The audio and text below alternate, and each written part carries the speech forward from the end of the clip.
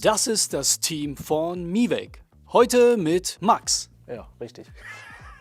Wie lange arbeitest du schon bei Mivec? 1,5 Jahre. Was machst du eigentlich hier? In 3 Worten. Einkauf, Organisation, Planung. Was war dein spannendes Projekt hier? Die Beschaffung der Zukaufteile für die erste eigenproduzierte Anlage 2040. Welchen Spieß grillst du am liebsten? Einen Spieß mit Hähnchenfleisch drauf. Wie oft am Tag hörst du das Wort Spieß? 15 bis 20 Mal.